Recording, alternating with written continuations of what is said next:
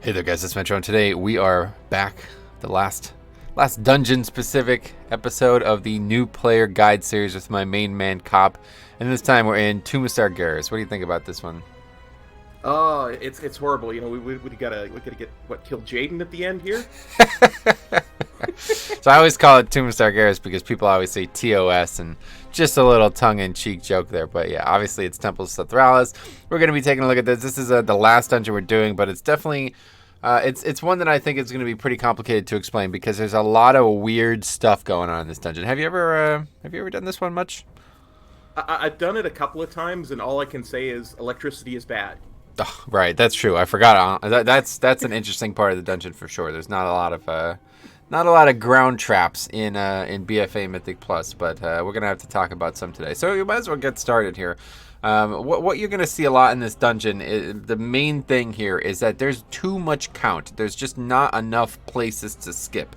So people have developed this kind of it's a little fidgety, this way to get under count. But if you can get under count early, you're in a great position to upgrade the key. So I'm just telling new players this specifically because you're probably going to see somebody want to do this at some point. I personally, I really just don't care. The dungeon's not that difficult. If you're doing it on like a 20 or something like that and you're trying to upgrade it, obviously you need to maximize every second of it. But if you're doing like a regular sized key, it's really not that bad to go a little over count. It really isn't, because as long as you handle the bosses well, you should be in really good shape. This dungeon has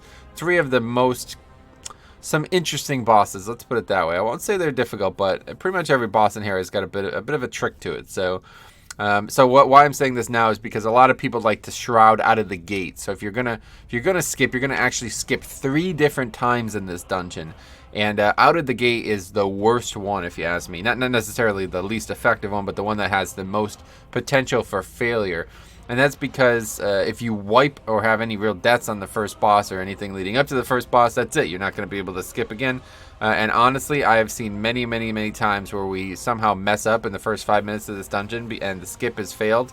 And that's it. People literally, they leave over that. So this dungeon is probably the quickest turnover dungeon I've done.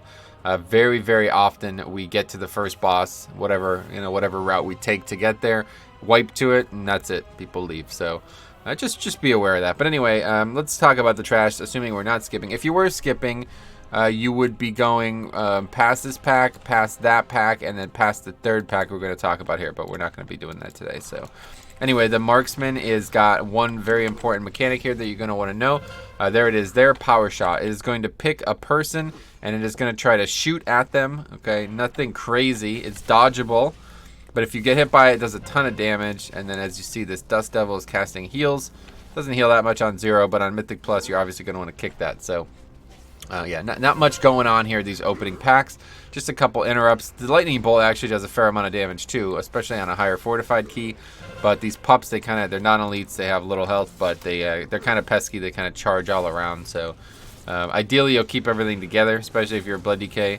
And yeah, you'll probably be in good shape that way. But otherwise, just nothing special there. Just make sure you're dodging the marksman. That's the big thing.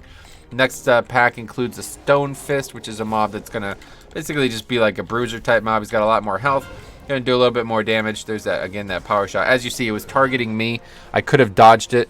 Other people could have dodged it more so. And you just want to make sure, nobody's getting hit by it if possible. So. There it is there, power shot. You see, I'm just going to move. He's going to shoot the shot, and it's not going to hit anybody. So, but anyway, this Stone Fist is going to do a little bit of a knockback. It doesn't happen that often, frankly. There it is there, ground pound. It does a little bit of a knockback. So the big tip I'll give is don't have your back down here. Especially with these stairs. You'll catch a little air like Tony Hawk. You ever heard of Tony Hawk? Oh, yeah. Yeah, he's heard of Tony Hawk. So he's going to catch a little air just like us. And you might get knocked into that pack. Basically, if you get knocked down by this, kind of like right there where I dropped D&D, if you're any further than that, you'll aggro this pack. And this pack's actually pretty interesting. This is a very difficult pack coming up here because there's 2 mobs in stealth that they're gonna stab you in the kidney. You ever get stabbed in the kidney, Cop? No, okay. not I can't. Well, that's lucky because it stuns you for only a few seconds, so it doesn't hurt that bad, I guess. So you're gonna get stunned in the kidney, and you're gonna be unable to play the game for a few seconds. So big tip is Death Knight, Icebound out of the gate. I've seen Jix also do. You'll see it happen here. There's stuns. Anyway, Yeah, I've seen Jix also do a nice little play as Demon Hunter, where you drop the fear, and it fears them even though they're in stealth, right? So then they won't stun you out of the gate, I guess. So I don't know, a couple ways, but again, 2 power shots, gonna be going in 2 different directions like that often. So just make sure you're dodging it. Other than that, these fangs, they're the ones that stun. They don't really do anything, but. On teaming, it's a little bit more complicated in here. There's usually a big, that big mob that we were just talking about. There's a patrol of him. So almost assuredly, unless you pull this pack way back, that patrol is going to patrol from one side to the other. You're going to want to come, you're going to probably want to fight it all together here and just pop some CDs. Now, something that I probably should have brought up before we started here. We went this direction here on purpose, okay? It's pretty funny because early on in the expansion, I didn't really conceptualize this here, but the right side just... So you would have had to clear this pack, right? Then you would have had to clear this pack, and then you would have had to clear that pack. So there's just more trash, right? Going right. There's other stuff on the right there too. So I can't really give you a great reason for never going right, other than just there's just a lot more trash. So you don't want to go right, okay? Because again, there's way too much trash in here, and I don't think there's ever a reason to get extra trash early. Like you see, you have to clear that pack, and then you'd have to clear that pack, and then you'd probably, I guess you could probably skip that pack. But anyway, don't go right, just go left. Again, here you're gonna notice whenever you see these Crowless hatchlings, they're these little yellow mobs. I don't know exactly how it works, but I guess it indicates that there's one of those rogue mobs with it. It's like it's their non-combat pet, kind of like Cop might have a little, like a little pet out, right? You got a little pet? Yeah, I'll pull a little pet out. All right, there you go. So that you see, Cop's got a little pet. That's basically it, right? It's like the rogue's in stealth, but he's an idiot. He's got a pet out. So I don't know if that's exactly how it works, but it seems like whenever I aggro this pet, one of those shrouding, that the rogues that stun you, they come as well. Now, this is important because on teaming, there's 2 of them, and they're roaming around in stealth by the boss. So if you're doing this dungeon on teaming, it's actually a much different landscape. So that means they're basically roaming around this giant circle here where you're fighting the boss. And if you don't pull them before you fight the boss, you're going to get double stunned in the middle of the encounter. That's not good. You don't want to do that. So yeah, you want to try to find those. If you see that Crowless hatchling and it's teaming, try to find them. Wait to pull the boss until you've gotten those rogues. So let's see if that's happened. I'm pretty sure that that's the case. Maybe if somebody has like a demon hunter, they could be sure of it. But let's see. So yeah, I mean, we don't actually even have to aggro it, but it does seem like whenever you do, see, I just one-shot it. There you go. But anyway, yeah, one or the other, there's going to be a rogue here somewhere, I guess. I don't exactly know how it works, and maybe people will clarify it in the comments, but for me, that seems to be the way I've handled it. Like, that's the way I've approached it. If the little yellow mob is there, just kill it, and then the rogue will come. But maybe I'm wrong this time around. There it is. Yeah. So I don't know if that's a coincidence or what. But either way, one way or the other, don't worry about that part. Just make sure that you're getting this Shrouded Fang before you fight the boss. If you have not been stunned or you've not killed the Shrouded Fang before you fight the first boss, make sure you find a way to do that one way or the other, because he's going to stun you on the boss, and that's not good. So let's talk about this first boss, because this boss is simultaneously one of the hardest and easiest bosses in the game. Basically, about 90% of its damage is avoidable, and if you get hit by any of that avoidable damage, you're just dead. That's just it. You're going to get one shot, okay? Unless you're doing like a really low key, which I guess a lot of people might be, but realistically, do not get hit by any of the avoidable damage. And it's pretty easy to dodge, but you'd be surprised how many people fail to do it. So let's talk about what's happening here. The boss is basically like a 2-phase encounter, even though both are active at the same time. One is going to have a lightning shield on it, and that lightning shield is going to reflect a large amount of damage to you whenever you do damage to it with the lightning shield up. But it's apparently for dots. Like, for example, a bombkin, if they put up dots on the boss, it would only reflect it the first time, like the first tick, and then after that it would just continue to tick. I'm not 100% sure on that because I don't really pay attention to that. But if you are a multi-dot class, that might be the case. You might want to try that out yourself, or probably, again, somebody in the comments will confirm one way or the other.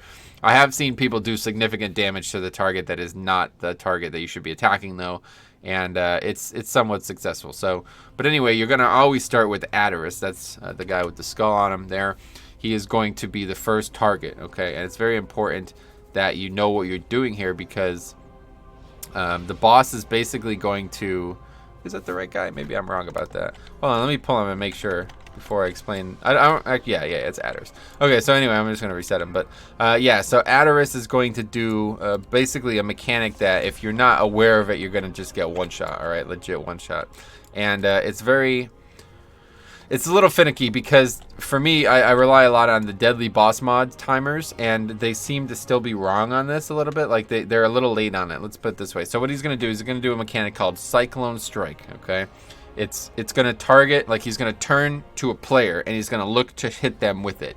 And all it is it's a couple seconds, like a 3-second cast, and then it shoots out about 5 cyclones, kind of like. It's like a cone. Like all 5 start right next to him, and then they spread out along the cone. Do you understand? Yep. Yeah, so if you're really far away from him and he targets you and he tries to throw those cyclones at you, it's going to be pretty easy to dodge. In fact, I've seen him pick range, and they literally don't even move, and they don't actually get hit by just luck. You know what I mean? So that's an option. If you're ranged, you might not even have to move. But the problem is, it could hit anybody. So if you're in melee range of the boss, you have to know he's doing this mechanic, because if you get hit by them in melee range, that's it, lights out. You're getting a one shot. I'm pretty sure even on a low key it's going to happen. So like I said, the problem for me is there's a lot going on in the fight visually, and the DBM timer is like basically like the cast will have already started before it alerts me to it. It'll be like a 3-second cast, and it'll alert me like a second and a half into it. So every once in a while I've been hit by this, but luckily as a Blood DK with the essences I've been using and stuff, I don't usually die to it. But as a non-tank, you better make sure. And it's not, you just got to look at the mob. There's nothing special. There's really nothing to it. You know what I mean? But people just don't look. And when the boss turns and he's facing you, you got to move. You got to get out of, gotta get out of there. And I don't know if the best choice is always to run through him, because if you're reacting a little slow, you might get clipped on the back by that. You know what I mean? So sometimes it might be best to just roll backwards, or just get out of the range, you know, because if you get hit, but basically if all 5 tornadoes hit you, you die. But if you only get hit by 1, you're probably fine anyway. You know what I mean? So just trying to minimize your mistake there. But there's some other mechanics, but frankly, that's the one that if I was to point out a single thing, that would be the one that you really got to dodge. So there's also a circle. He's going to put a circle, or maybe it's, I don't know exactly who puts it on, but either way, there's going to be this circle that goes on a player. It'll do damage to anybody else if they're in it too. So you just want to spread out. A lot of times people are really hesitant to spread early, and I understand why, because you're going to lust on this boss and you're trying to kill Adderus as fast as possible. But a lot of people are really hesitant to spread early, so just be aware of that. If you're melee, you might want to do what you can to spread a little bit for them so they can kind of go at the last second. But otherwise, you're going to probably see that a lot. And what else? You're definitely going to have, then I guess like Aspix does this giant circle. It's like this giant ring around the character, and then it shoots out from the NPC. And Jix has told me that you could jump over this. Apparently, if you jump over the whole thing, the whole animation, you take no damage from it. I've never replicated it, but either way, it's just avoidable, or it's like unavoidable magic damage if you can't jump over it. So yeah, really good as a Blood DK AMS. Otherwise, just be aware, because there's a lot of mechanics happening at once. So if you've been hit by anything else, you're probably going to take a lot of damage there. But that's really just on the healer. So let's just see the fight, because the rest is pretty straightforward. But the one thing that you definitely need to know about is that Cyclone Strike. And there you see the Lightning Shield on Aspect, so you're just going to want to make sure that you don't accidentally attack. It's going to keep casting. It's kind of a problem on... there's the Cyclone Strike there, so it's targeting Cop. He's moved plenty. He didn't have to move that far, but yeah. And there's that, it's called Conduction apparently, so he's just going to spread, make sure nobody else is in that. Again, you probably want to spread the last second. No reason to spread out too much, but you definitely want to maximize your damage. So here's Cyclone Strike. Let me get hit by all of it. Does almost no damage, but as you see, there's that other mechanic I was talking about. That mechanic always signals the start of Aspects. So we're done attacking Adderus now. You should be attacking Aspects. Whenever you see the shield up, you don't want to attack. Obviously not a problem on 0, but it will be a big issue. And then there's another mechanic there, Appeal of Thunder. Just make sure you're dodging that. Oh yeah, and then the Gale Force here, it's going to knock you back. Make sure you don't get knocked back into that pack. I've had that happen before. Here's these arrow mechanics. I don't know the names of any of this stuff, but it's so easy to deal with. So just make sure you're not standing in where the arrows were. That's the big thing for that mechanic. When those arrows come out, just make sure you're not actually standing in wherever they were. So now we're back to Adderus here. Do you not see the lightning shield, Cop? No, I did not really. Oh, there you go. You got killed yeah, by the cyclone. All right, let's pull this again then, because you're gonna want to make. If you can't see the the lightning shield, you're gonna need to change your UI or something. Because that is absolutely, if you were doing multiple auto attacks to that thing while it was up, you'd probably just get killed by that. So for me, I have weak aura. I think DBM's telling me about it. I have things on Plater. There's like 5 or 6 different things showing up on the screen to show it. So try to identify that at this pull. I will identify better. Yeah, the thing is, you'll always know when they're switching here, because Aspix is going to do that big, like I said, that big giant ring around her and then shoot it out. That indicates that the phase is about to switch. So we almost killed Sargeras. This is a good indication of how this fight can go. If you can kill Sargeras in one phase, this fight is just a joke. Let's put it that way. Aspix is just a complete joke. It does nothing. She is just very, very, very easy to kill. So let's try again with Sargeras. But yeah, we'll practice. So as you see there, the lightning shield is currently on. Channeling it now. Casting Jolt again. The only problem is with explosive. Sometime that mob is going to summon explosives next to us. So there's a cyclone strike there. Got to get through the boss. Perfect.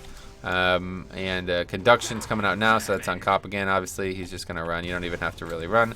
I could just move. Look at that. Hits nobody. Perfect. Stays in melee range. That's perfect. Static shock. Okay, here's the mechanic that Jix was talking about. You can potentially jump over. I've never successfully done that, but now this phase is swapped.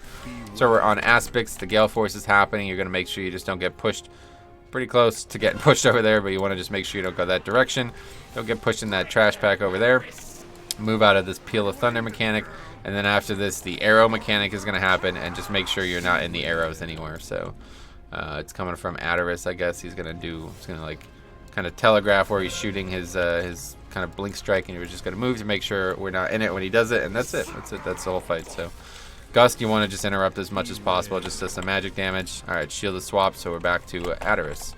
That's it. So now, do you see the lightning shield on Aspix right now? Yeah, I do now. Okay, cool. I see where it is on the Plater, and I see where it should be on the... Perfect. Yeah, that's a pretty big one, because if you...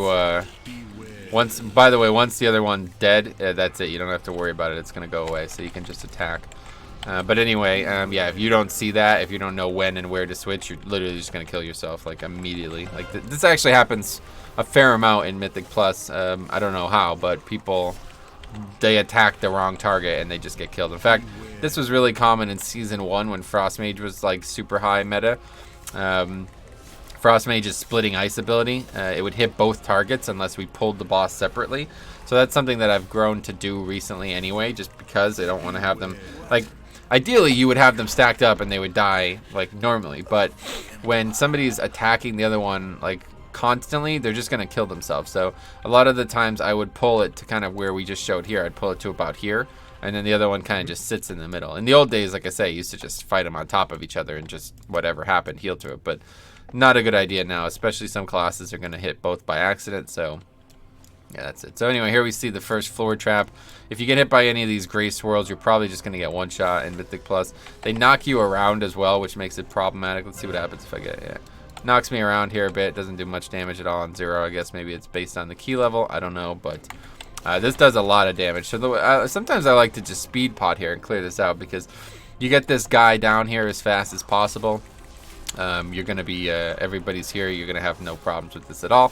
But I have literally seen multiple deaths to that. And it's a pretty big noob error. So I have to say, if you're going to make that mistake, you're probably going to be looked at poorly in your group. So... now, coming up here, we have an interesting combination of mobs here. But this is another place that you're going to skip. If you're going to try this triple skip, you're going to Shroud or Invispot here. You're going to try to skip this pack and the pack after this and get down this bridge that's coming up. But, again, we'll fight this pack for now. It's got another one of these marksmen.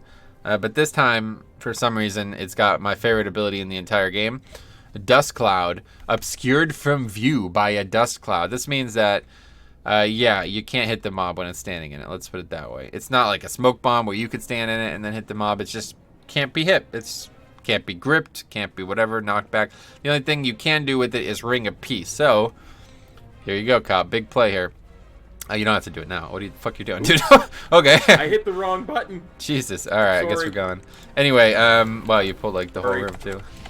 Interesting. Yeah, okay. Anyway, yeah. So neurotoxin. Any movement will trigger the neurotoxin. This is just a poison. You can poison the. You can dispel the poison. Otherwise, if you're moving around, you're gonna get stunned. I'm not exactly sure what mob that's from. Anyway, these crocolisks here. It's gonna breathe. Okay, just make sure it's not facing another player. And that's that. Let's see. Oh yeah, so anyway, this marksman, you'll see electrified scale. You'll also want to make sure you're interrupting. As you see, it's basically the same mechanic from the boss, but it's not the end of the world. It's just much lower damage this time around. Screwing, yeah. So a couple of frontal cones. Power shot still happening here, but I guess we either killed whatever was doing the we'll see it in the pack coming up here though, regardless. But yeah, anyway, what I was gonna say is if you ever see that mechanic on the ground, like if you ever see the mobs in a dust cloud, just put ring on them. It doesn't matter which way you knock them, just knock them out, okay? Because it's like really, I'm telling you, this is like the worst mechanic in the game, and it's gonna be featured on the pack coming up here. So it's a practice at this time. Go ahead and just throw a ring on to pretty much knock them forward if you can. There you go. And now we can kill them. See, they're out of the dust cloud. They can't enter it, and that's that. But like they literally stay in it for there it is. It's the snakes that do it. It's the dust cloud there. It's the snakes that do it. So you know you're gonna want to move them out, but while they're in it, you literally can't. I mean, I think it's like not 100% chance to dodge. I think it's like only a 70% chance or something like that. But still, like you can't grip, you can't do anything, you can't reliably interact with the mob. So it's a real pain, and you're gonna see why on the boss here. But anyway, so if you did skip, you would have skipped this all the way up to here, and you might be getting away with skipping this too.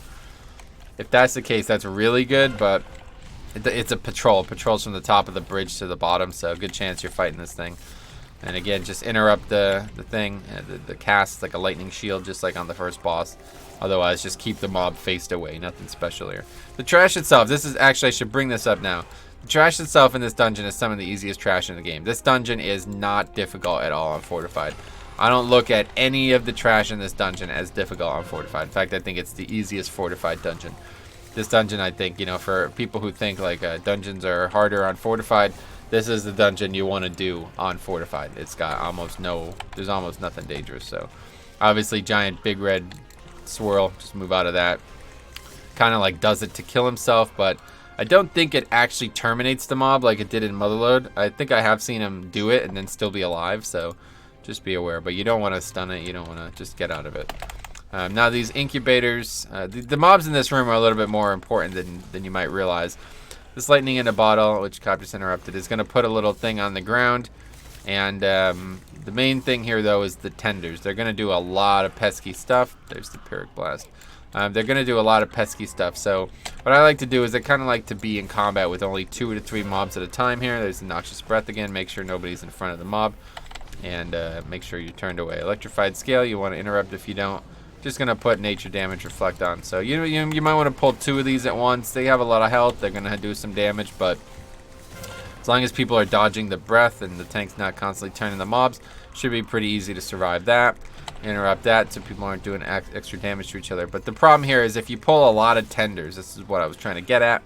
If you pull a lot of tenders, they're going to do a lot of healing to each other. Let's put it that way. So really this pack right in the center is kind of one of the most pesky. So let's isolate a single tender. Don't do any interrupting. Let's see it do its full gambit of mechanics here. But you're going to see Venomous Spit. That's just a dispellable debuff. Nothing to it. Yeah, don't kill it, dude. Just let it attack. Just let it cast for a bit. But yeah, it should maybe it heals at a percentage. I'm not really sure. It just usually just tries to like spam these abilities out. So we'll see what happens. But yeah, the main thing that you got to be wary of is if you're pulling multiple tenders and you don't have interrupts, you don't have some kind of AOE silence, they're gonna do a lot of this stuff. So here's one of it, Drain. You can't actually grip this. It doesn't stop it. You would have to stun it. But otherwise, it's just a damage dealt increase. It is purgeable, though. So I don't know. They're not going to heal itself, I guess. I don't know. But anyway, we'll see it on the pack coming up for sure. But yeah, if you want it, you could stop it from draining. You can do it just by slowing it. Ring of Peace works well, too. Basically, it's going to go to one of these eggs around the room. You see these things kind of like on Razor Gore almost. And once they get there, they're going to drain the egg and they're going to get a big buff. So so this is like basically all of these mobs patrol. So this is like a pretty good size pack here. You want to just kind of grab 3 when they're all on one side, and that's it. There's the greater healing potion there. As you see, it actually heals a good amount. So yeah, really you got to be ready to interrupt. And again, there's going to be a lot of dispellable debuffs, especially if you're a druid. You want to be dispelling. Monk, I guess, they cannot, or they can dispel poison. Cop. They can. I've been dispelling you most of this dungeon. Perfect. So there's that lightning in a bottle. You see it's going to drop this kind of circle on the ground. It's just like a little blue circle. Just move out of it. It doesn't really do anything. And there's the drain again. So yeah, just a lot of stuff going on. And not too much of it is that important. Just the big takeaway here is if you're going to pull a lot of tenders, you're going to need to interrupt. So let's see it here in action. Just do very light damage to them. Just, you know, some slight AoE. You'll see they all try to heal each other. And they are also, this time, they all start with this buff. So there you go. See, multiple heals. This guy's back to full health now. You know what I mean? So basically what you want to do is, you know, there's these weak ores out there that mark any caster. So it's easier to say, I got purple, I got orange, whatever. One way or the other, you just kind of want to have people looking at a specific mob and interrupting them. So you know, you don't have this pack taking like triple the amount of time, because, you know, as you see there, even on 0, it's healing. You know, these mobs are not dying as fast as they could be because we've allowed them to heal multiple times now. So yeah, that's just something to keep in mind, because this room is another one.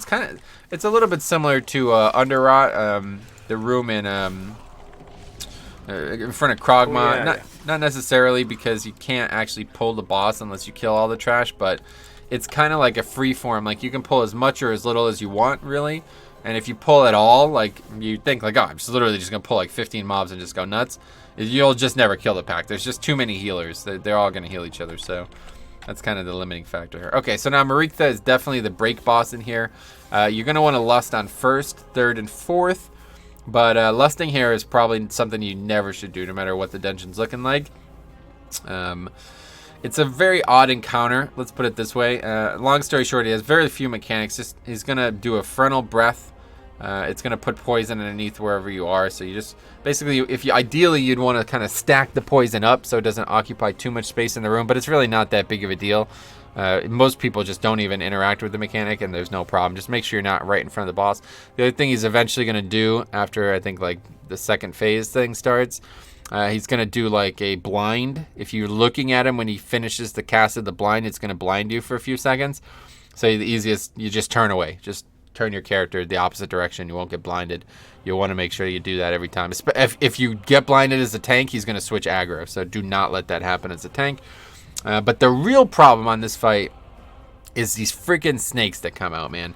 The first set of snakes, they don't really do anything. They're actually a different mob entirely. But then after that, every set of snake that comes out, it's going to do this dust cloud mechanic again. Okay, so the way the fight works is he goes under the ground and kind of like burrows around. When he's doing that, if you're in the way of where he's burrowing, you're going to get hit for a sizable amount of physical damage and get knocked back. But that's the least of your concern. Just kill the ads. He's going to summon the snakes. You're going to kill them, and then he's going to return. He's going to do that the first time, the second time. The second time there's going to be different snakes, but there's just going to be the snakes. And then the next time he does that, he's going to summon... He's not actually going to do that. He's just going to summon the snakes, and he's still going to be there. So at the end of this fight, basically from like 15% and lower, you're going to be dealing with these snakes that are going to be trying to put dust clouds on top of the friggin' boss. And I'll tell you what, man, the amount of times we get to the end and mess things up because of these stupid freaking dust clouds, dude, it is the most frustrating mechanic. Like, I'm not even talking about it's hard, whatever, it sucks. It's just terrible design. Like, what are you doing, man? There's no way to stop them unless you stun them multiple times over and over again. And you just got to keep running around in circles with the boss so he's never in the dust cloud so you could actually finish it. I swear to God, I've seen this boss be at like 1% for like 30 seconds. Because they're just constantly spamming staggered dust clouds, and I just can't get them out of them soon enough. So if you have Ring of Peace, that's a great time to move the snakes at least. Otherwise, just maybe, yeah, basically you're going to have to choose. You either crush the snakes or you finish the boss. Usually people are going to try to finish the boss. But on a really high key, I think it's probably best to kill the snakes because that boss is, you know, basically like whenever he does it, say it's like 15%, you got to finish him for 15%. So if that 15% is like 1,000,000 damage, you probably should just kill the snakes. But anyway, there's another mechanic that I want to talk about in depth here before we pull. Basically, he's going to root a person. He's going to like tie a person up with snakes, okay? It's actually a targetable mob. It's not like a stun. It's like the mob is like preventing you from taking action effectively. So what you can do here is you could disable that mob. It's channeling an ability on you, and then the ability stops. So this is a really interesting mechanic, and there's been a lot of unique ways to deal with it. And this actually happened in Shrine as well, but it wasn't really a big deal. First boss in Shrine, that was. Now, this one is a bigger of a deal, because if you get stunned, either in the path that he's burrowing or in the poison stuff on the ground, you're probably going to die, unless you get out mad quick. And guess what? You could also get stunned and have a dust cloud on top of you. So really fun. I mean, just A+ design here. So anyway, the things that you want to understand here is that it's literally just a regular mob. It can be stunned. It's a beast, so it can be hibernated. If you're a druid, you could hibernate it and it will stop the channel. It can obviously I'm not exactly sure what does and doesn't work, but if you think it would work, it probably does. And then on the other direction, it's just a stun. So if it was on a Death Knight, you could AMS, or you could Icebound Fortitude. If it was on a Mage, you could Blink, you could Ice Block. If it was on a Paladin, you could Bubble. You could also bop the person out of it. You know, I could use my single target stuns. Cop could use his AoE stuns. Like, there's everything that you think would work probably does. But you want to get this out as quick as possible. Otherwise, if you have no ability to just stun the mob and get it out immediately or CC it, like I think Demon Hunters in Prison works, for example. Maybe Paralyze works. You should try it. I don't know. You'll probably get picked yourself, though, so you won't be able to. Anyway, if you cannot do this, you have to kill the mob that is assaulting them, okay? So make this clear. This is going to be a very, very, very, very big problem on this fight if you do not kill this mob. If you do not deal with this mob instantly. But if you instantly deal with it, it's not a mechanic. Literally, it comes out and goes away immediately. But if you have to actually switch to this target and kill this thing, this is a very big problem on this fight, okay? So I want to make that as clear as possible here, because if you do not deal with that and the mob is stunning this person in the dust cloud especially, but also the poison stuff on the ground, they are going to die. In fact, at the end, I've had it happen many, many, many times. That's usually what escalates the problems here. Somebody gets stunned in a dust cloud and in the poison at the same time. We can't get them out of it. They just die. This happens all the time. So let's get a look at the fight here. You'll see this fight is actually really, really, really easy on low keys. It's only really difficult on when it's got a lot of health. So there's the Noxious Breath. You're seeing it's going to put it down in this cone. You want to kind of and then it's going to put it down again. So there's the Knot of Snakes. I'm just going to stun it and end it immediately. But anyway, you see that. You kind of want to try to maximize that if you can. Basically, if you kind of take him to the edge of the room and then you start him there, then a lot less of the room is going to be covered in poison. And again, this is a big deal because if that poison does a lot of damage. It does a lot more than you might think a ground effect would. So, but as you see, the first set of mobs, they literally just put a poison up. That's it. They don't do the dust cloud. And then after that, they'll start doing it. This mob is actually called the Venomous Ophidian, which is apparently a type of snake or something. And that's that. So. Alright, so here we go. Marique the back, and you're just going to kill him. Now he's going to do Blinding Sand. You're going to turn away. As you see, Cop's going to get stunned again, but I don't actually have a way to get him out. So, you either have to wait 20 seconds or you have to kill it, right? Obviously, on 0, no problem. We kill it. But that's, that's the problem. So, okay, so here's phase, the second transition. As you see, just auto Dust Cloud. Cops get stunned almost directly in one. So, that could have been really bad. He could have been stuck in there. I would have lost my main man Cop there, so not good. But as you see, Dust Cloud Cop actually interrupts. That's good. But again, this is a really, really, really, really good fight for Monk Ring of Peace. Ring of Peace in these mobs is the only way you can actually get them out of there. I cannot death grip them out of it. So, yeah, it's just a mess. And of course, with the explosive, it's even bigger mess because there's freaking explosives in the dust clouds. I just don't. This fight is so poor. But it's so easy. It's so freaking easy. If you just have really good damage, or more so, he has really low health. The fight goes so quick, it just doesn't even do anything. You know what I mean? Like, nothing actually happens. So as you see here, this is actually a great example. He is kind of stuck in multiple stacks of that poison. If that was a Mythic Plus, he would have been dead for sure. But that time I was able to stun it. So you're seeing now he's below a certain threshold. He's going to Blinding Sand again. I think he's probably going to summon the snakes. Don't know maybe it's like 10%. I don't know exactly when he does it, but he does it often. There you go. So Knot of Snakes is out. Cop is stunned and poisoned, and the mobs are out here, and they're going to start putting down freaking dust clouds. So basically, we gotta make a decision here. Are we going to help our friend? Are we going to kill the snakes? Or are we just going to finish the boss? I'm sorry, but you're on your own, buddy. That's all there is to it. Man. Yeah. Do it. But you got to move him, right? Like, he doesn't want to move. You know what I mean? He's just sat there shooting poison at me. I freaking cycloned and it missed, so nothing even happened.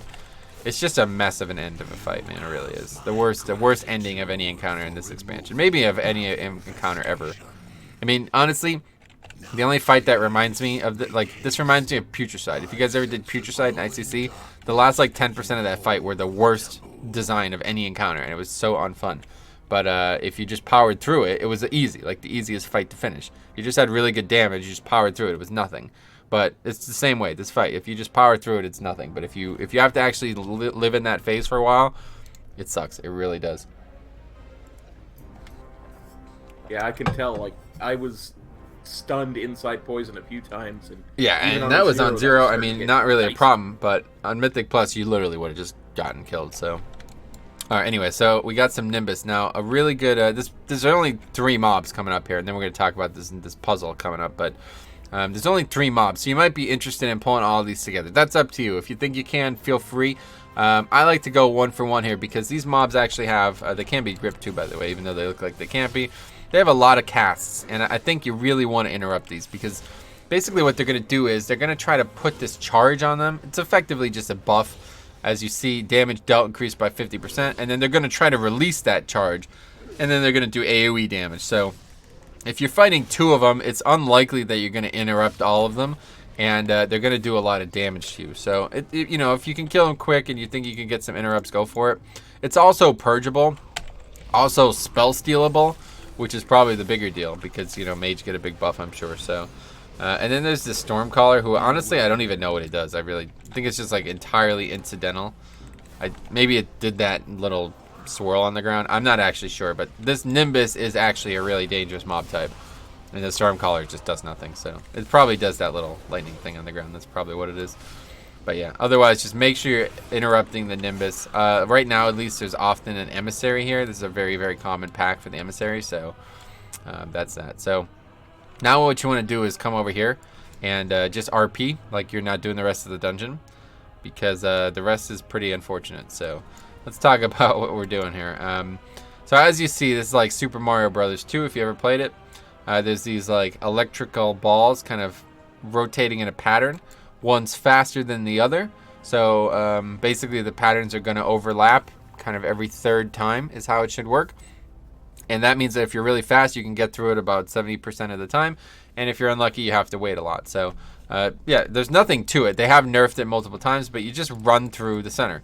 The only thing is that it's a little tricky. Like, see when this happens here, you know what I mean? Like, look at it. So I'm trying to get a little fancy. Don't get fancy. Just wait. It's not worth it. It does damage if you get hit by it, by the way. If you actually get hit by these balls, it does damage. But as you see here, the overlaps are happening, so I literally just have to sit there and wait. Now, a couple tips. If you're on the side here, a Warlock can actually put a gate from kind of like back here to up here, all right? And it should work. You come through here, as long as you don't hit one of these balls on the way through. But yeah, obviously you can still do that. Demon Hunter, Warrior, etc. can jump past it that same way, as long as you don't leap. I think it maybe if you leap over a ball, it might work, but as long as you don't come in contact, basically as long as you don't take damage from the ball, you'll find success in the leap. So anyway, now this area here is a little bit interesting. There's 4 mobs here, and again with the count thing, you really don't want to pull the 2 on the right. So you want to just make sure the Stormcaller is not patrolling. He's basically kind of like looking at the Nimbuses. He's kind of like inspecting the Nimbuses. He's going to go from one to the other. So just make sure that he's not going to the far one, the one on the right. And as you see, are 2 charges of this. This is going to do a fair amount of damage. So just purge it if you can, interrupt whatever is applicable, and that's that. Nothing really to it. So yeah, it's really not that big of a deal because you're only fighting these 2 mobs. But you definitely don't want to fight these 2 on the right, no matter what situation you're in. Unless you're like doing multiple skips on a teaming week, you should never need to fight that pack, okay? There's a lot of trash in here that is skippable, but it doesn't really equate to that much. Now here we have another elemental type, and this one is much more dangerous than the last one. And this is because he's going to do this very quick kind of like that mechanic there. He's going to teleport to a person. It's always going to be to a person, near a person at least, and it's very, very quick. If you get hit by that, you take a fair amount of nature damage. So it's really a big problem when you're fighting multiple. It's not really a big problem when you're fighting only these two. But one thing that I will say is on teaming, there's like 5 of these here. They interact really oddly with the fixes. For example, they don't bolster each other for some reason. I don't think they do busting either. Maybe not. But the one thing is, they when they sanguine, like when they die, they drop like 5 stacks of sanguine for some reason. It's like this extremely concentrated dark red puddle. You'll be able to tell it looks very different than a single stack of sanguine. But I'll tell you this, if you stand in that even for a second, you just get one shot. So I'm not really sure why that happens. I don't really understand what's happening here, because when these mobs die, they effectively summon the boss. You'll see these little lightning orbs are still here. They're gonna summon the boss. So anyway, what we like to do here is kind of pull these together. So now we're fighting 4 instead of 3, or instead of 2. And again, you're gonna have a lot to dodge. So this is actually a really dangerous pack. And on Fortified, this is probably the only trash in the game that I'd be worried on, just because it's going to be really difficult for them, especially if, like, there's 4 of them, right? If 2 of them try to jump to the same person in quick succession, it's going to be very difficult for him to dodge both, right? So you're going to take a lot of damage here. So as a healer, unfortunately, this is a really good place to use CDs, but it's also a really bad place to use CDs, because the boss is coming up, and this is, like, the boss to heal. Like, this is infamous for like the HPS boss. Now, it's very easy to deal with mechanically, but it's very, very high numerically, okay? It's not like Korgus, where the damage is just unfair. It's just steady, okay? On Korgus, the fight was really high HPS because you couldn't do anything about the damage. Like, it was kind of going to overwhelm you. But this fight, it's the complete opposite. It's just going to be a steady amount of damage on multiple people the entire fight. And if you don't have the mana pool or CD coverage for it, you're done. The boss literally has one mechanic. I mean, that's it. One mechanic. He has an energy bar, and if it gets to 100, you die. Let's put it that way. In fact, you probably won't die if it gets to 100, but you should treat it that way. You should never let this bar get to 100. Because if it gets to 100 once, it's probably going to get to 100 a second time, and then you probably will die. And that's just healing that's not needed. So the way you prevent it from getting to 100 is actually very easy. He's going to summon these spires. There's going to be about 3 out at a time. They're going to last for about 10 seconds, and they're going to overlap. He's going to summon one, then 5 seconds later he's going to summon another, then 5 seconds later he's going to summon another, kind of thing. So there's going to be like one up, it's going to end, another one up, it's going to end, another one. Then they're just going to be up kind of in a staggered pattern. The way they work is they're going to try to power up Galvaths. All right, they're going to shoot an electrical line from them to him directly, okay? You block it. You stand in between him and the electrical thing, and he does not get empowered. Instead, you take damage. You take a stacking debuff that makes you take more damage from the mechanic, and you take nature damage over time while you're standing in the line. Easy mode for blood decay, you know, things like vengeance, prop pally, things with good magic mitigation. It's very easy to take these, and AMS especially, because it'll prevent the stacking debuff from actually stacking. So ideally, as a blood decay, you'll get the first one, AMS it, then you can get the second one as well. But the fight has become infamous, so people all want to try to get the first one now. They want to be like the mechanical heroes, which is a good thing, but it kind of sucks as a tank, because you want to use your CDs multiple times. And if they're not allowing you to, you're going to waste your CDs. But it doesn't really matter, because that's a good problem to have. So I don't know what's going to happen here with 2 people. But one way or the other, you're going to see the fight. The spires are going to come up. We need to block them. Sometimes they come up so close to each other that one person can block both. That's not always a good thing, because you might be getting too many stacks of this thing and you might die. Another thing people do, and I know Jix is in favor of, he likes to pull it to the side. People like to pull it to the side. Basically, if you pull the boss here, he only puts the pillars around him. Let's put it that way. So if you pull him to the edge of a room, he can't put the pillars off the map, right? Like they can't, I mean, they can't go off the map, right? He's got to play by the rules too. He's got to play by the, I agree. So he can't put them off the map. So instead, they're all going to be like kind of chunked on each other. Like he's going to try to put one maybe off the map, but it's just going to get kind of slapped on top of another one. And what this does is it makes it a lot easier to soak them. Like, if you're having trouble like getting people to soak them, because the way it would work, if you keep them in the middle, they're going to be all around them, 360 degrees, like the Xbox, right? They're going to be all around them. So that's a problem, because it's like people are going to be tunnel vision, and they're going to be like, oh, I'm in this side of the room, I'm not going to that side of the room, that's Cop's side of the room, I'm not going over there, right? But if you take them to the side, they're all coming from one side, okay? Now, the reason I don't like this is, first of all, as a tank perspective, the camera is absolutely messed up, and it's very difficult to see where they are exactly if you tank them right against the wall. So I often have to turn the boss, meaning that people can't approach the back easy, but I don't know if that's even a problem anymore. But anyway, the other reason I don't like this is because a lot of times 2 pillars are directly on top of each other. And this is, I just feel like it's not needed. I feel like it's overcomplicating a mechanic that if people just actually do, it's the easiest fight in the game. And if you're having trouble doing the mechanic, people not doing it, then maybe you should try tanking them in the side. But for me, I don't ever do it because first of all, I don't think it's worth pinning yourself against the corner here as a tank. And second of all, I don't think it's worth having the occasional time where it's impossible to not soak 2. Because if you're going to have deaths in this fight, it's going to be to that. There's nothing else that can kill you. There's no random damage. There's no, mistakes that you could make. Literally, if you soak the beam, you will not, that's it. The fight's over. So let's see it. You'll see what I mean here. But yeah, just make sure you don't have too many stacks. Make sure people alternate. And I guess on 0, that's the thing. I can just try to get all the stacks. So here's the first one. You see it's going to little circle. Comes up, I'm going to AMS. As you see, I'm taking the stacking debuff. Galvanized damage taken increased by 100% or by 10%. It's going to stack up every time, right? Now it's up to 40. Okay, so Cobb soaking that one. Very good. Now another one's out. I'm going to spread out over here. We're going to soak this one. Again, you just got to have your head on a swivel. You see another one's up. So Cobb, you're going to have to move to that one. Good, you got it. So that's how you do it. That's basically how you do it. Ideally, you'll alternate, like I say. You'll never let the stacks get above maybe 15 or something like that. Okay, so now there's a couple out. Now it's getting a little dangerous.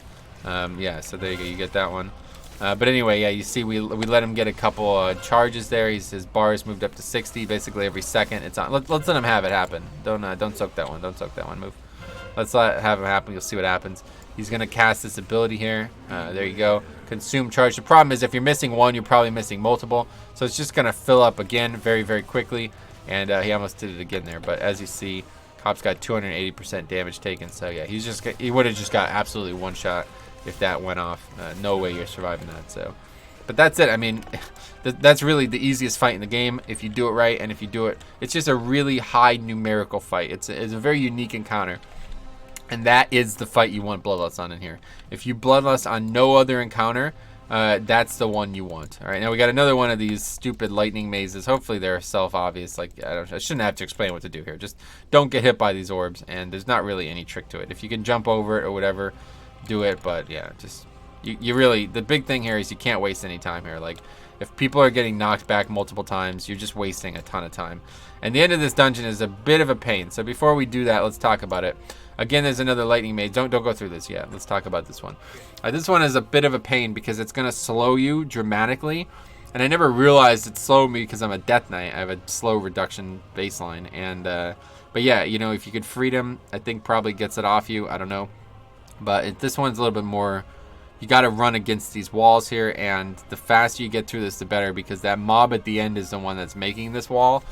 There's like a spark channeler back there. I think it's literally the only mob in the game like that. But anyway, yeah, you just want to get to the end, and you want to make sure that you don't get knocked back. Sometimes you'll see these pillars kind of obstruct your view of them, so you'll get knocked back without realizing it. But yeah, once you get here, just kill this mob solo, interrupt, and he's also going to do this lightning thing on the ground. You're going to see that. You get hit by that, you're done. I've seen a lot of people. They kind of like take a break here and they get one shot by that thing. It's really dangerous. So yeah, just make sure you're dodging that and interrupting that as well. Now this room is a little bit infamous as well, and this place is very similar to Black whatever it was, the Dungeon and Legion, where the bat gauntlet, because it's basically the same thing. It's very, very, very low health mobs, very low danger mobs that are all in basically swarm. It's kind of like BRD as well, if you remember the torch room. But what's happening here is these mobs they're gonna respawn fairly quick, not quite like BRD instantly, but they're gonna respawn fairly quick. So it's a bit of a gauntlet, and the goal here is to get these eyes. You're gonna see these eyes. You can kind of see them on my screen now. You're gonna need to get these eyes and place them in the statue right at the front of the room. There's 2 eye sockets that are empty. You need to get 2 of these eyes and put them in the statue. Now, there's a lot of weird bugs in this room. Let's put it that way. I'm not really gonna go over them here today, because I don't know what's reliable and what's not. Maybe people in the comment will give elaboration, but I don't want to confuse anybody by talking about that directly, okay? All I'll say is every once in a while something goes wrong in this room, and every once in a while something goes right to your benefit, like goes wrong to your benefit, okay? What I mean by that is every once in a while there's 2 orbs somehow. You can get 2 orbs on one side. Every once in a while the orb despawns. Every once in a while the mobs get stuck in the floor. I don't know what's reliable and what's not, so let's just not worry about it, okay? If things go right, the way you want to do this is you want to, as a tank, you want to grab pretty much all the conscripts between where we are now and the eye, and all the conscripts between the eye and the snake head thing, the goal, right? You want to grab them all and move them to the side, because if anybody comes near them with the eye, they get knocked out of their hand, and then they can't pick it up again for I think like 15 seconds or something like that. So if you have the eye, you're very, very, very slow. I mean, you're carrying a big eye, right? Like, you ever carry a big eye, Cop? Except the ones in my head. Yeah, so he knows exactly what I mean. Like, you're really slow, and one thing that is notable is that you could still use movement abilities. So, for example, Monk has a really good option. Windwalker, they got. What's it called? Flying marmot Flying kick? serpent kick. Yeah, serpent, that's it, yeah. And they got rolls, and, that's good. So they can get it pretty quick there. Another big tip on this is Druid. If a Druid doesn't take it and then goes stag form, the person who gets it, they could hop on the Druid. Like, just the pinnacle of teamwork, right? Like, it's just absolutely great. Cop could hop on the Majestic Stag, and he could just kind of ride his mount to the goal and then place the eye in the socket, and that's just really not gay at all. So anyway, yeah, you can do that, but the best tip here overall is Shaman. Shaman, just destroy this somehow. When they're in Ghost Wolf, it literally doesn't slow you. I don't know if that's intentional, if that's a bug or what. For some reason, when you're in Ghost Wolf, it does not slow you. So pick it up, go Ghost Wolf, you run at full speed. And that's your ideal situation here. But there's also another little thing going on here. There's going to be these like elite mobs. They're going to try to get the orb back. They're not very happy about Cop's Majestic, him and his stag. They don't like that. They're not like that. You know what I mean? They're old school. They don't appreciate that kind of frivolity. So what they're going to do is they're going to punch Cop in the, you see that? Oh my God. They're just going to punch him, and they're going to knock the eye out of his skull, right? And that's not good. Because when you get your eye knocked out of your skull, like Michael Bisping, you can't pick it up again for a while. And, for his case, ever. But for the game's case, it's only going to be a couple seconds. But this is a problem, because then they're going to take it. They really like Michael Bisping's eye. So they're going to grab it for themselves. They're going to try to take it back to the place where it started, okay? So this is a real problem. It might not sound like a real problem, but it is, because if you get to the statue and you're like, I'm just right here, I'm going to just gonna pop it right in, and then the freaking dude knocks it out of your hand and starts taking it. Well, if you don't stop him, he's gonna take it all the way back to the start. There's multiple ways to stop him. You could stun him, you could ring, you could knock him back, you could death grip, you can just kill him, you know what I mean? Slow him, and just slow him and don't let him run as far. But while he's got it, you can't get it off him. You have to kill him. So what has happened here is a lot of people try to CC that guy. Then you worry about people breaking him and dealing with it that way. But ideally, yeah, you'd probably just CC him, get a shaman, pick it up, go right to the statue, put it in. That's it. Go to the other side of the room. Tank grabs all the mobs in between the statue and the eye thing. Somebody CCs the one that spawns when you grab the eye, and then shaman picks it up and takes it. That's it. It sounds easy. It's a lot harder than it looks. So let's show it off here today. This room is kind of like the make or break room, honestly. If you do this really well, it's really quick. And one thing to note here is putting the eye in the socket does actually give count. So go ahead and pick it up, Cop. You're going to see go ahead and pick it up. There's going to be, as you see, a guardian spawn there immediately. So he's going to, there you go. So you can't run through, again, you can't run through the eye. You can't take the eye through mobs. And if it's on the ground, the guardian's going to pick it up. So now we got to kill the guardian and do it again. But yeah, so basically what I would want to do here is, as a tank, I want to get all this stuff, between here and the statue and just kind of take it to the side. So Cop's going to try again, but there's a guardian. All right, I'm going to stun him. Okay, so yeah, just try to... There you go, perfect. Okay, so you're pretty close, but, you know, the mobs haven't been pulled yet, so it's not going to work out. But anyway, there's a couple guardians throughout the room you're going to have to deal with, and they're going to try to deal with you, obviously, as well. So as you see here, with 2 people, it's a bit of a mess. And, you know, this is adding a lot of time to the run. Let's put it this. So let's just kill the trash. Let's just try to kill everything, and then it'll be easier. But, yeah, this is adding a lot of time to the run, right? Like, dealing with this mob is not... This is not ideal. You know what I mean? Okay, so now you should be able to pick it up. There should be nothing in your way now. We've cleared it out, killed it fast enough that it's not a problem. You can also throw it, by the way. Yeah, practice. Okay, there you go. That's a good. Here, practice throwing it to me. Perfect. So I caught it, placed it in the thing. Perfect. That's it. All you have to do is get there. So again, now we're on this side. I'm going to run quickly, try to get speed boost going here. I'm going to get it all to the side here. I'm going to get all of this stuff. And then same deal, we're going to have a guardian here.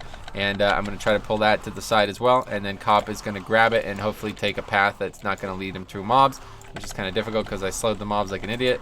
And yeah, that's not going to work out this time. But yeah, not that direction, obviously, because there's mobs there. But yeah, I guess it works out. There you go. Perfect. All right, so that's pretty good. So either way, whoever gets it, yeah, perfect. That was excellent. So perfect. Yeah, whoever gets it, just going to have to deal with that. The mobs don't despawn or anything like that. But again, putting the eye in the skull does give count. So if you get to this room and you don't have count, that's probably a good thing. Well, if you don't have count, I don't know. We talked about count enough in here, but now anyway, once you've done that, a lot of people like to skip the rest of this here. These packs are actually really, really, really dangerous. This Heart Guardian is probably the hardest mob in here for sure. It's definitely, not even probably, it's definitely the hardest mob in here. It's going to stack this insane bleed on you, and it's a physical bleed too, so it's really difficult to deal with.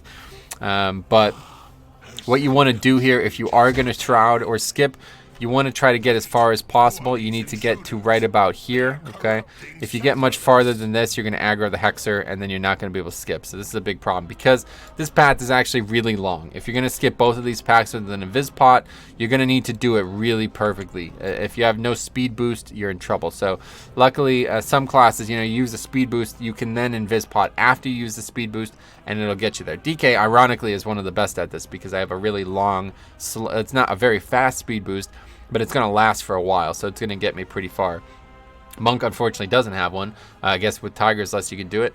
You know, Paladin, Rep Paladin, again, not noted for their speed, but again, they have the horse. You use the horse, then you mount, you can go.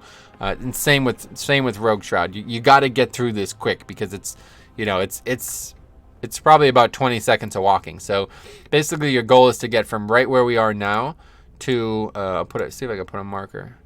Not really. The marker would need to be about another probably 10 yards forward. I'll show you when we get down there. But yeah, about 10 yards in front. Kind of where my cursor is now. If you see where my cursor is on my screen. Just about 10 yards. I'll put a skull so Cop's stream can see it too. But you see that cursor down, or that marker down there, Cop? Oh, yeah. You kind of got to get in front of, like there's this blue, it's like a little diamond looking thing in front of that. You kind of got to get in front of that. You got to get between that little... kind of that diamond shape and that other, I don't know, it's just a design on the floor, so it's hard to describe. But anyway, we're not going to skip. We'll just kill this stuff. So if you do kill it, you got the Hexers. They're going to do a lot of casting. This lava burst is going to do a lot of damage. You're going to fight them in the room coming up as well, so get used to these guys. They can't be gripped, can't be stunned, but they do put this dispellable flame shock up, so you can dispel that if you're the healer. Otherwise, you're going to want to interrupt every single one of those casts if you can, especially when you're only fighting the one.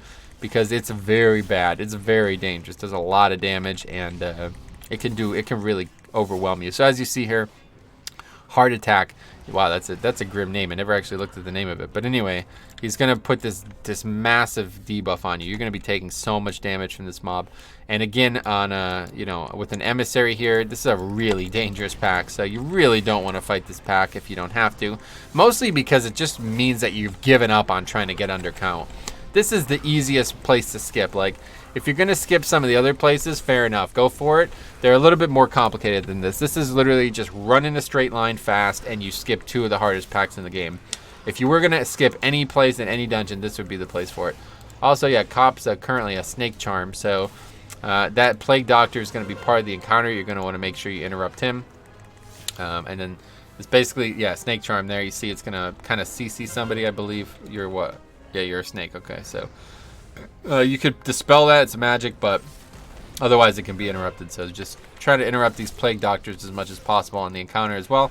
But here you'll see one on the trash too. So now up here there's 4 hexers. In order to start the encounter, you have to kill the 4 hexers. But the way it's going to work here is you're going to want to probably do 2 and 2. I like to do 2 and 2 on any real key because they are going to do a lot of magic damage. And it's easy as AMS. So what I like to do is I like to get out in front, get them to target me, and then AMS the first one, and then interrupt the second one. So I basically, nobody takes any damage the first time around. They won't always target me, though. That's the thing. So as you see, this one's targeting Cop. So now he, is going to get targeted by it. If he got hit by it, it's not a real big deal. Again, you can just dispel it or interrupt it, but pretty straightforward. So I've seen a lot of people try to pull all 4 here. You can do that, and that's perfectly fine to go for it, but I'm just saying it's going to be a little risky because if all 4 of them get their casts off, you're probably going to take a lot of freaking, you're going to take a lot of damage. The healer's going to have to use a lot of mana, and that's a real problem because this next fight is actually a healer fight. You literally, it's not even possible to kill the fight without any healing whatsoever. So hopefully we'll be able to do it. We're going to talk about it one way or the other. But basically, you have to heal this mob to full. It's kind of like, what was the name of the fight in ICC? Do you remember? Oh, it's like Balustras or something like that. No, that's I think it's Valithra Dreamwalker or something like that. But anyway, yes. It's similar encounter in ICC, very famous encounter. The fight doesn't end until you heal the boss to full. So this time around, there's very little options for the DPS to help other than actually casting heals. But let's talk about how it works before we do anything. So in order to engage the fight, you have to go talk to her. I have an add-on that's going to automatically engage it because it's a bit of a dialogue thing. But you'll typically when you talk, you should probably do it before we start just to show. Don't do it right now, but you can show the dialogue before we go. Anyway.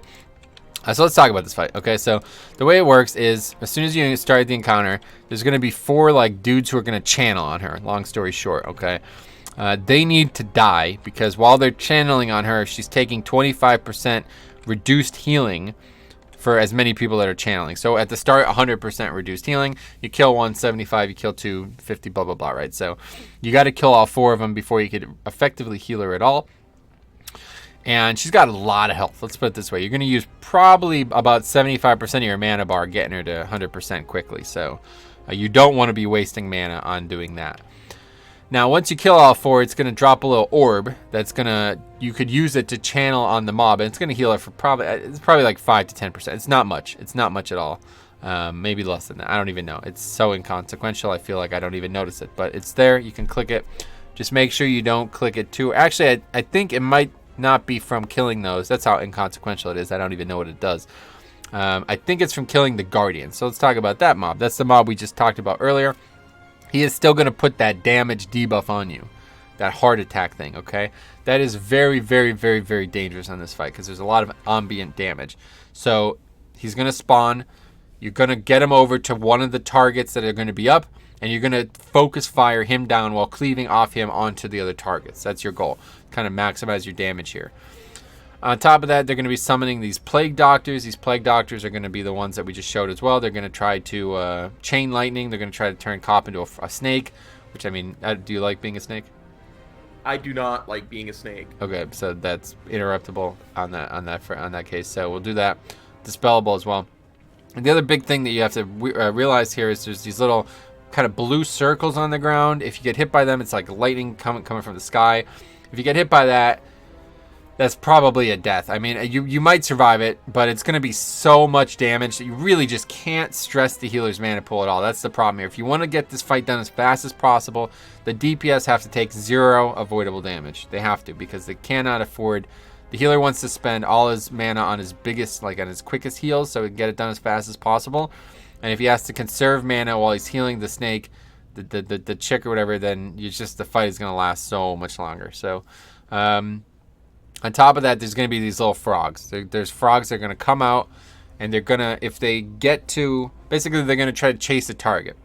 It doesn't really matter if they get to the target or not. If they come in contact with somebody, they're going to put a healing done debuff up. I think it's like a 25% debuff. But it is a disease, I believe, so it can be dispelled by certain classes, can be AMS'd. What I like to do as a Death Knight is I like to just grip them to me, because I don't need to really heal, and it's easier, you know. But sometimes if I grip them through somebody, it will hit them instead of me. You could also kill them. They have very little health, so if you really wanted to, you can legit just kill them. But otherwise, just go and stomp on them. Basically, just run through them, and they'll go away. And they'll put a debuff on you, but it does a little damage, I guess, but it's not really dangerous at all. It's just you gotta make sure it doesn't get to the healer. Because if multiple get to the healer, that's just slowing the fight down so heavily, especially if you can't dispel. So that's really the fight. You get phase 1, you do it without anything. You just, you know, use your CDs on the pole, pre-pot, start the boss, kill the Heart Guardian, and then kill the 4 dudes channeling on him, and that's it. Kill any stuff that's out. The second phase, there's going to be a lot more frogs. You're going to have to deal with that. This is the time you want to Bloodlust, the second time around. Basically, you got to get her to, I think it's like 70. Yeah, the first time around, you got to get her to 70. Then she goes into another phase. You do it again. You get her to 100. And then there's a third phase where she buffs the hell out of you. The fight's over, okay? So you want to lust the second time around because it's going to be the longest and the most dangerous phase. But the thing here to note is the third phase, there's some peculiar things you can do or deal with a little bit different than you might think. Let's put it this way. So at this point, you're basically a god. Let's put it that way. I mean, you're just a god. You don't need to know what's happening. You're just a god. You're going to do way more damage, and you're going to take way less damage. So what a lot of people like to do here is get under count in such a way that they can then go and pull all the stuff we're talking about skipping in this hallway back here, pull it at the end of the encounter. And then you just destroy it, like you like you make it unlivable. You know what I mean? Like it gets destroyed. So that's one way to get under count. A very advanced tactic. You're probably not going to see that, but just in case you see it, that might happen. I wouldn't really ever plan on doing that though, because it's very difficult to get under count like that. But anyway, it might happen, especially in season 4 now with all the different skips you'll have available. But at that point, don't use any So the other thing you might want to think about is explosives. On this fight, explosive is extremely dangerous because there's like 5 targets up at a time sometimes, and there's going to be explosives all around the room. So if you are fighting this boss on explosives week, you need to make sure that you have basically one person cognizant of a kind of like a quadrant of the room. So there's 4 targets. You should probably have 4 people on 4 different targets. Like, you still want to kill the Heart Guardian first. But if you have ranged, you want to have the ranged attacking that, but kind of still be responsible for an area of the room. Otherwise, somebody has to make a big play. This is probably the hardest fight in the game for explosive because there's a lot going on, a lot of mechanics to deal with and dodge, and then on top of that, there's going to be a lot of explosive spawning. So just a heads up for that. But otherwise, yeah, if you have a DPS that has healing potential, you want to do that. Great fight for a great fight for a Ret Paladin. Lay on hands, really Paladin in general. If you brought 5 Paladins, this is probably the easiest fight in the game for 5 Paladins. 5 lay on hands, just going to heal them from probably 25 to 75 without actually casting another spell. But otherwise, the essence I'm using currently, Crucible, it does heal as well, right? So Concentrated Flame, throw that at the avatar of Sethraliss. It will heal him a bit. Cop's got some actual hard cast heals, so he can do that. Like, you just want to help out at that point. It's just, there's no reason not to.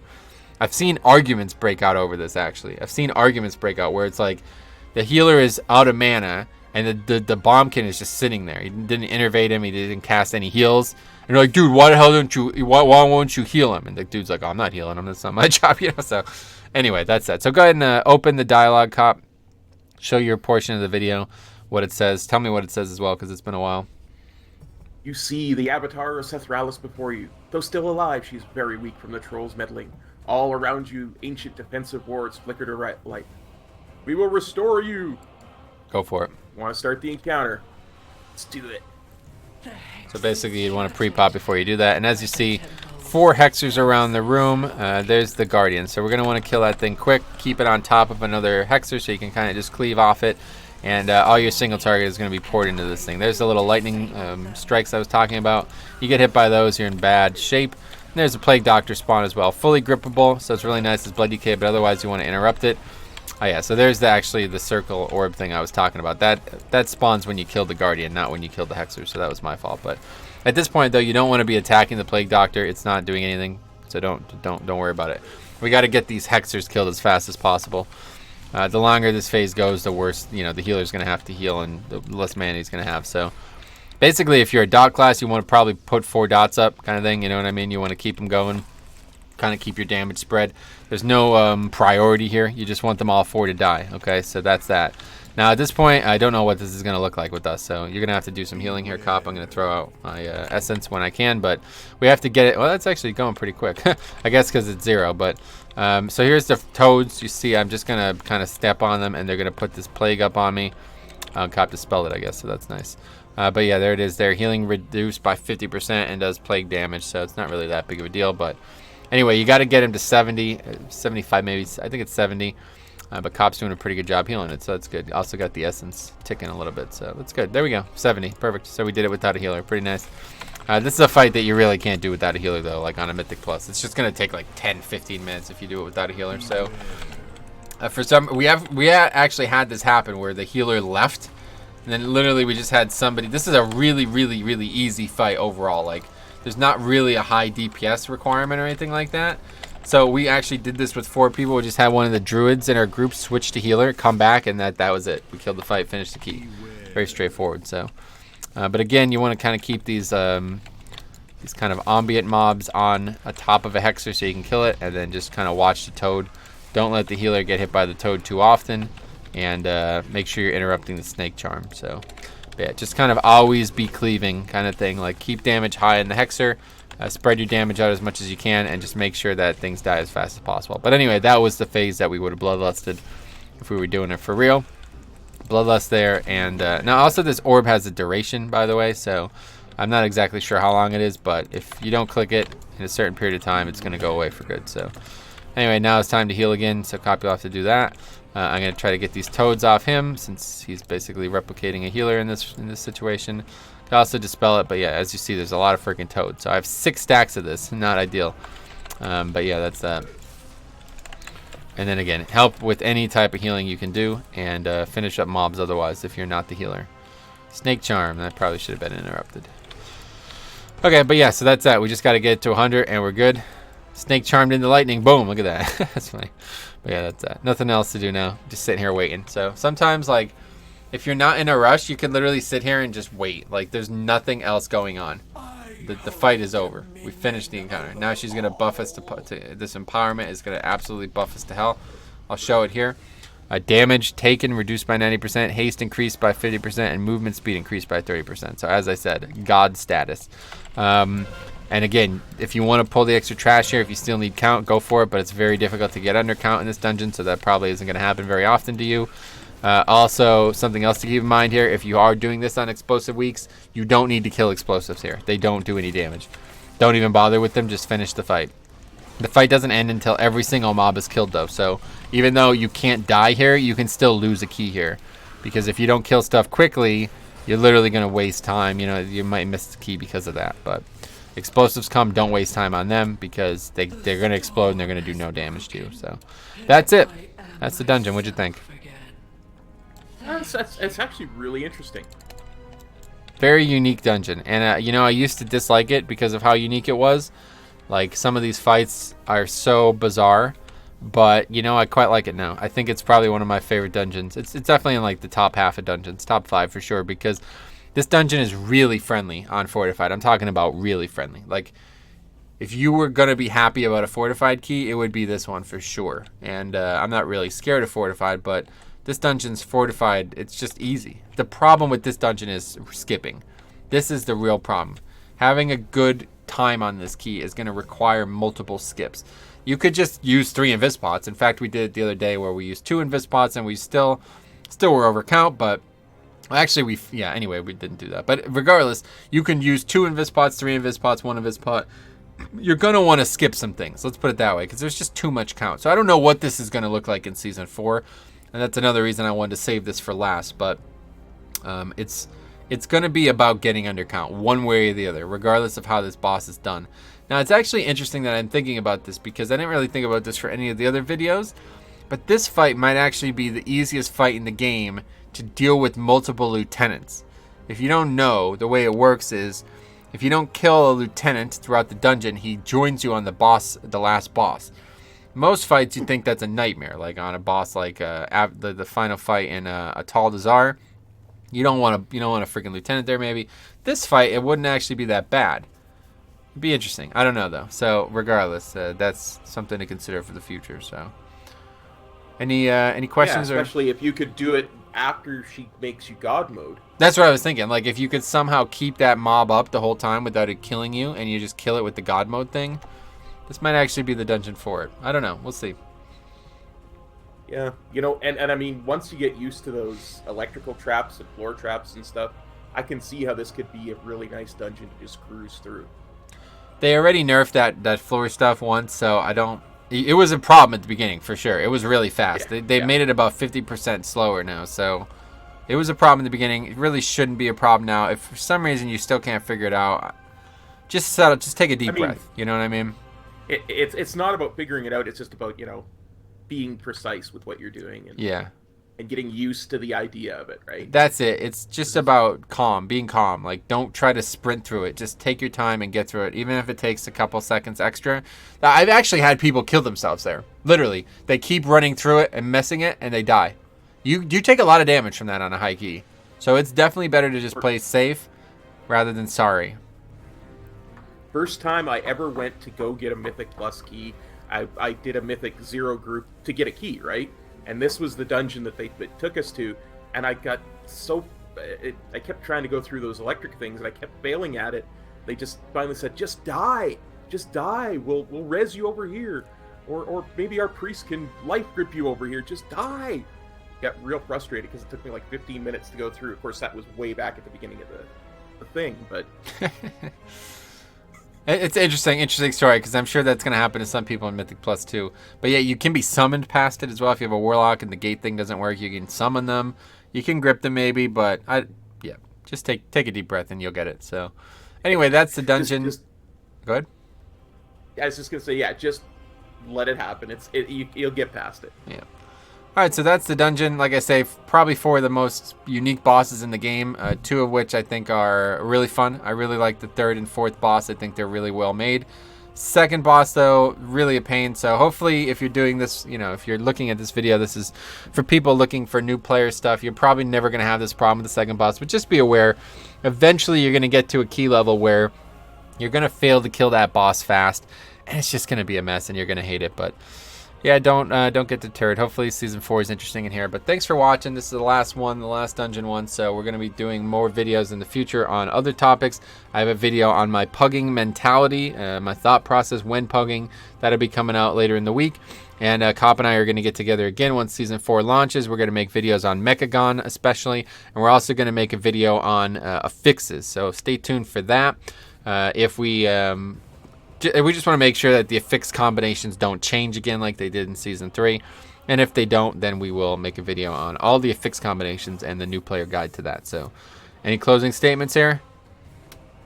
Not a one. It was a lot of fun, buddy, and I'm looking forward to our stuff in Season 4. All right, so that's it. Thanks for watching. We will see you in the next one.